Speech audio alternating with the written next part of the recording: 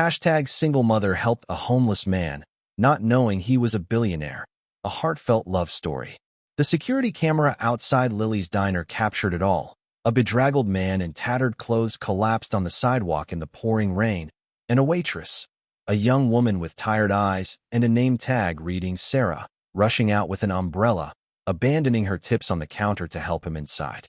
What the camera didn't record was the moment their eyes met, or how that single act of kindness would set in motion a chain of events that would transform both their lives forever.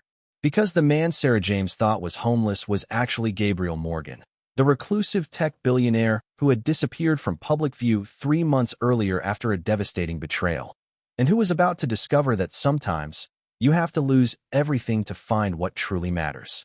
If you're already feeling the pull of this unexpected connection between two souls from different worlds, hit that like button and subscribe to our channel for more stories that remind us how compassion can bridge any divide and how love often finds us when we least expect it but need it most. Sarah James was exhausted. At 32, the single mother of 7-year-old Emma had mastered the art of functioning on minimal sleep, stretching every dollar until it screamed, and maintaining a brave face no matter what life threw at her. Today, that meant working a double shift at Lily's diner after Emma's school nurse had called about a slight fever, requiring an expensive last-minute babysitter. "Order up." Hank, the short-order cook, called through the service window, sliding 2 plates of the Tuesday meatloaf special onto the counter. Sarah tucked a strand of dark hair behind her ear and balanced the plates on her arm with practiced ease. The diner was nearly empty as the dinner rush wound down, just a few regulars lingering over coffee and the day's last slices of apple pie. Outside, rain pounded the sidewalk, turning the early April evening gloomy and cold. As she delivered the meatloaf to an elderly couple in booth 6, Sarah glanced at the clock. Just 2 more hours until she could go home, relieve Mrs. Patel from babysitting duties, and curl up with Emma for their nightly reading ritual, assuming her daughter was feeling better. The bell above the door jingled, and Sarah turned, customer service smile at the ready. But no one entered. Instead, through the rain-streaked window, she saw a figure crumple to the ground on the sidewalk outside. "Hank," she called, already moving toward the door. "Call 911. Grabbing her umbrella from behind the counter, Sarah rushed outside. The rain immediately soaked through her thin uniform as she knelt beside the fallen man. He was conscious but barely, his face pale beneath a matted beard, his clothes sodden and torn. "Sir, can you hear me?" Sarah held the umbrella over him, though it did little good against the sideways rain. The man's eyes fluttered open, startlingly blue against his dirt-smudged face. "I'm fine," he mumbled, attempting to sit up. "Just dizzy." "You're not fine," Sarah said firmly. "You collapsed. An ambulance is coming."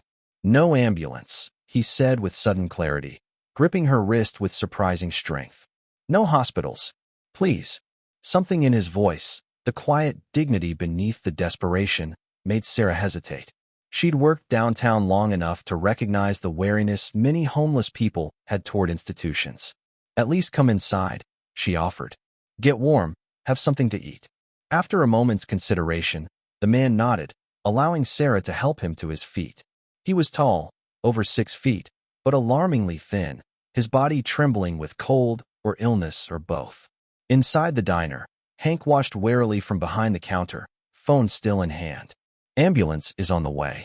"Cancel it," Sarah said, guiding the man to a booth in the corner. "He doesn't want to go to the hospital." "Sarah," Hank began, his tone warning.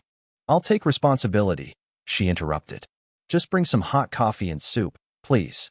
As Hank reluctantly returned to the kitchen, Sarah grabbed a clean towel from behind the counter and brought it to the man, who was now huddled in the booth, his shoulders hunched against invisible weight. "Here," she said gently. "Dry off a bit. Food's coming." "Thank you," he murmured, accepting the towel with shaking hands. "I can't pay you." "On the house," Sarah assured him, studying him more carefully now that they were in the light. Despite his bedraggled appearance, there was something incongruous about him. His speech was educated, his bearing almost refined beneath the physical distress. And though his clothes were soaked and dirty, she noticed they had once been of good quality. "I'm Sarah," she offered, sliding into the seat across from him. He hesitated, as if weighing something in his mind. "Gabriel," he said finally. Nice to meet you, Gabriel. Though I wish it were under better circumstances. A ghost of a smile crossed his face, transforming it momentarily. Indeed. Hank appeared with coffee and a bowl of chicken soup, setting them down with a thud that made clear his disapproval of the situation. Sarah ignored him, pushing the soup toward Gabriel. Eat slowly, she advised. When was the last time you had a proper meal? Gabriel stared at the steaming bowl as if it were a foreign object. I don't remember. The simple admission, spoken without self-pity, tugged at Sarah's heart. Whatever circumstances had brought this man to her diner, it was clear he was in genuine need. Well, there's plenty more where that came from, she said briskly, standing up. I need to check on my other customers, but I'll be back. As she moved around the diner, refilling coffee cups and delivering checks, Sarah found her gaze repeatedly drawn to the corner booth. Gabriel ate methodically, with a restraint that suggested he was forcing himself not to devour the food too quickly. When he finished, he sat with his hands wrapped around the coffee mug, as if absorbing its warmth. By closing time, the rain had stopped, and the other customers had departed. Gabriel remained in the booth, looking marginally better after 2 bowls of soup and several cups of coffee, but still alarmingly pale. Where are you staying tonight? Sarah asked as she wiped down nearby tables. Gabriel's gaze dropped to his empty cup. I'll find somewhere.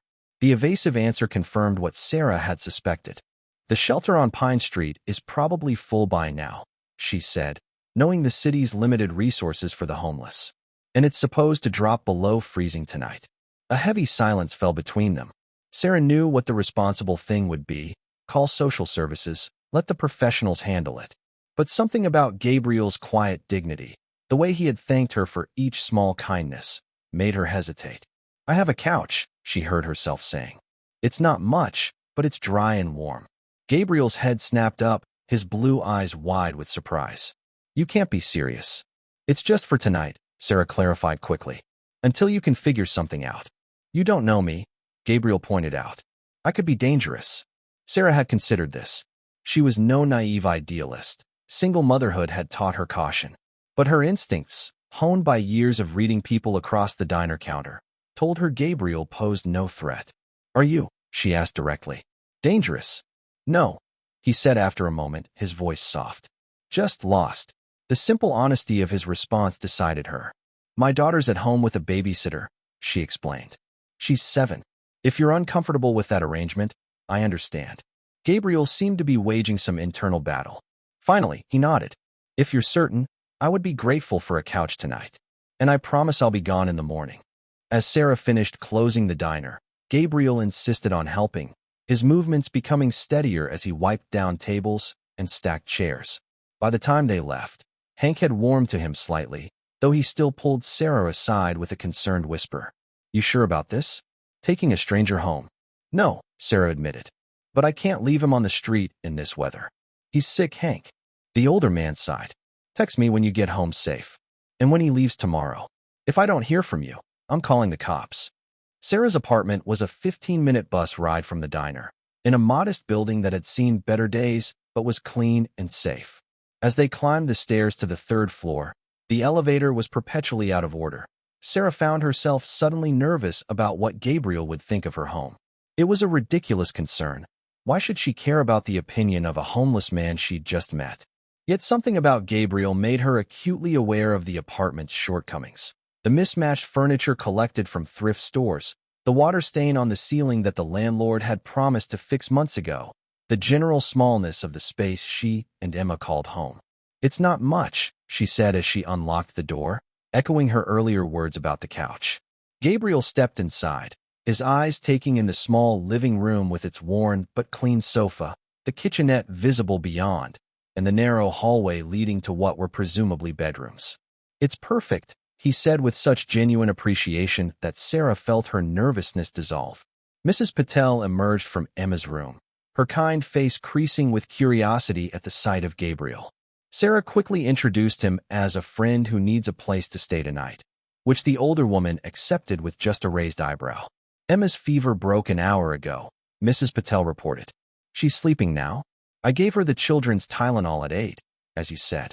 After Mrs. Patel departed, Sarah showed Gabriel to the bathroom, providing a clean towel and an unopened toothbrush she'd been saving for Emma. "The shower's temperamental," she warned. "You have to jiggle the handle to get hot water. I'll find you some clean clothes. My ex left some things when he moved out." While Gabriel showered, Sarah checked on Emma, who was indeed sleeping peacefully, her dark curls spread across the pillow and her favorite stuffed elephant clutched to her chest. Sarah brushed a kiss against her daughter's forehead, relieved to find it cool. In the living room, she made up the couch with clean sheets and a spare blanket, then set out a t-shirt and sweatpants that her ex-husband had abandoned years ago. They would be too short for Gabriel's tall frame, but at least they were clean and dry.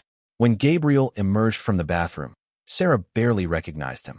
Without the layers of dirt and with his beard trimmed, he was strikingly handsome, with sharp cheekbones and those intense blue eyes that had caught her attention earlier.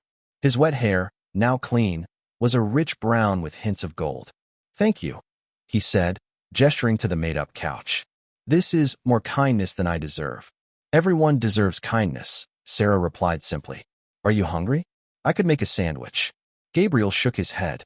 "The soup was plenty. I haven't eaten that much in weeks." The admission troubled Sarah. "How long have you been?" She trailed off, unsure how to phrase the question delicately. "On the streets." Gabriel finished for her. "About 3 months. What happened?" The question slipped out before Sarah could stop herself. "I'm sorry, that's none of my business." Gabriel sat on the edge of the couch, his posture suggesting the weight of a much older man. "It's a fair question, given that you've invited me into your home." He was quiet for a moment, as if gathering his thoughts. "The short version is that I lost everything. My company, my home, my reputation. All at once." "That sounds like quite a story," Sarah said, sitting in the armchair across from him.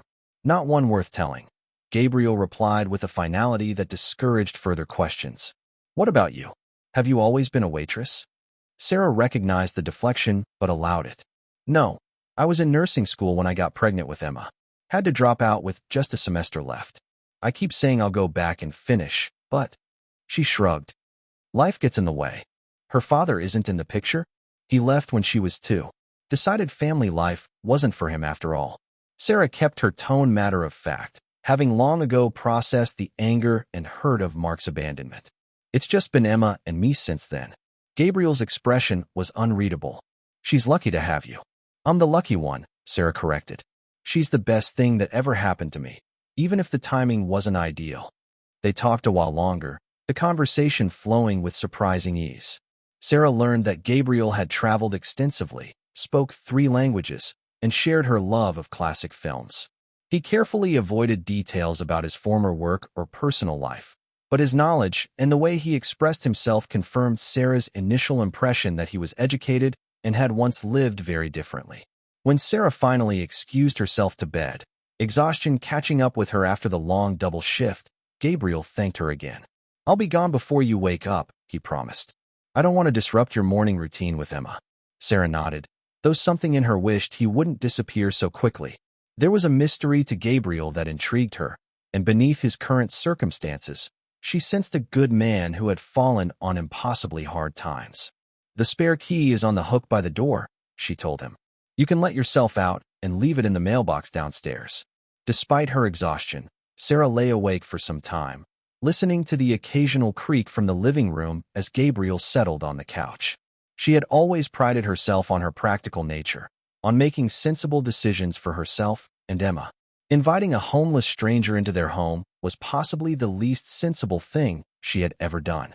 Yet something about it felt right, as if she had been meant to be working that shift, meant to see Gabriel collapse outside the diner. The thought was unlike her. Sarah didn't believe in fate or cosmic intervention. Life had taught her that you made your own luck through hard work and careful choices. Still, as she finally drifted toward sleep, she couldn't shake the feeling that meeting Gabriel would prove significant in ways she couldn't yet understand. Sarah woke to the smell of coffee and the sound of quiet laughter, Emma's distinctive giggle followed by a deeper chuckle that took a moment to place. Gabriel. He hadn't left after all. Pulling on her robe, Sarah hurried to the kitchen to find an unexpected scene. Emma, still in her pajamas, sat at the small table watching in delight as Gabriel flipped pancakes with expert precision. Her daughter's cheeks were pink with health, no sign of yesterday's fever. "Good morning," Sarah said, announcing her presence. Emma turned with a bright smile. Mom, Gabriel is making pancakes shaped like animals. Look, this one's an elephant like Ellie. Sure enough, on Emma's plate was a surprisingly detailed elephant-shaped pancake. Gabriel, wearing the two small clothes Sarah had provided, looked up with an expression that mingled embarrassment and apology. I hope this is okay, he said. Emma woke up and found me on the couch. She was hungry, and I didn't want to wake you after your long shift yesterday. You can cook, Sarah observed, accepting the cup of coffee he offered. One of my few useful skills, Gabriel replied with a self-deprecating smile. He's really good, Mom. Emma chimed in, clearly already won over. He said he used to cook with his grandma when he was little, like I cook with you. Sarah studied her daughter, who showed no fear or hesitation around this stranger, unusual for typically shy Emma. Children, Sarah had always believed, were excellent judges of character. If Emma felt comfortable with Gabriel, that counted for something. Thank you for making breakfast, Sarah said, sitting down at the table. But I thought you were planning to leave early. A flush crept up Gabriel's neck. That was the plan. But then Emma appeared, and she was hungry, and he shrugged. I can go now if you prefer. No, Emma protested immediately. He hasn't made a giraffe pancake yet. He promised. Sarah couldn't help but smile at her daughter's enthusiasm. Well, we can't miss the giraffe pancake. But after breakfast, Gabriel probably has places to be. The truth, which hung unspoken between the adults, was that Gabriel likely had nowhere to go. The realization sobered Sarah as she sipped her coffee, watching him interact with Emma with a natural ease that suggested he was comfortable around children. After breakfast, while Emma got dressed for school, Sarah faced the dilemma of what to do about Gabriel. The responsible thing would be to direct him to social services, where he could get proper help. But the thought of sending him back to the streets made her stomach clench. I have a proposition, she said finally, as they washed the breakfast dishes together. My building's maintenance man quit last week. The landlord is looking for someone new. It's